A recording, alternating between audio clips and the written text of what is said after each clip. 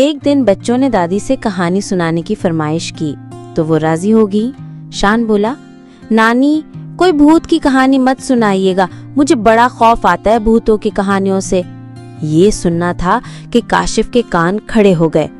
ایک شرارتی مسکراہٹ اس کے لبوں پر اور آنکھوں میں ایک چمک سی آ گئی۔ علیزی اسے مانی خیز نظروں سے دیکھنے لگی۔ رات ہو چکی تھی۔ کاشف اور شان الگ کمرے میں سو رہے تھے۔ شان کے سونے کے بعد کاشف اٹھا اور چپکے سے باہر جا کر اس نے بھوت کا گیٹ اپ اختیار کیا۔ اب اس کے قدم اپنے کمرے کی طرف بڑھنے لگے جہاں شان سو رہا تھا۔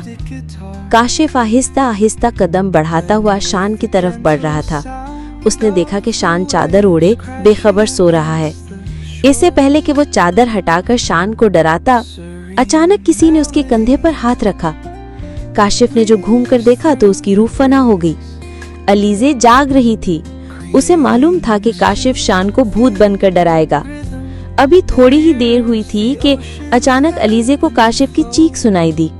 کاشف کی چیخ سن کر دونوں ہنس پڑی، پھر اٹھ کر کاشف کے کمرے کی طرف چل دی۔ کاشف اپنے سامنے بھوت کو دیکھ کر تھر تھر کانپ رہا تھا۔ اچانک کمرے کی لائٹ جلی تو علیزے اور فائزہ نے دیکھا کہ کھڑکی میں سے کالے رنگ کی کوئی چیز نیچے گری ہے۔ وہ دونوں کمرے میں پہنچی ہو گیا اور پوچھا، یہ کاشف بھوت کیوں بنا ہوا ہے؟ فائزہ نے کہا، کس قدر بے خبر سوتے ہو بھائی، اس قدر شور میں بھی آنکھ نہیں کھلی۔ شان نے کہا، ارے مجھے لگا کہ یہ شور خواب میں ہو رہا ہے۔ اب کاشف کی سمجھ میں آیا کہ وہ اصلی بھوت ہی تھا۔ اسی دوران گھر کے باقی لوگ بھی اٹھ کر وہاں پہنچ گئے تھے اور انہیں بھی ساری صورتحال کا علم ہو گیا۔ کاشف کے ابو نے کہا، کہو برخودار، اب کوئی شرارت کرو گے؟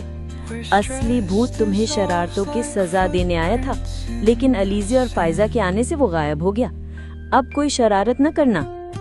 کاشف اپنے کانوں کو ہاتھ لگا کر بولا، میری توبہ ہے جو میں نے آئندہ کوئی شرارت کی ہو۔ یہ اب تک پتہ نہیں چل سکا کہ غائب ہونے والا اصلی بھوت تھا یا کوئی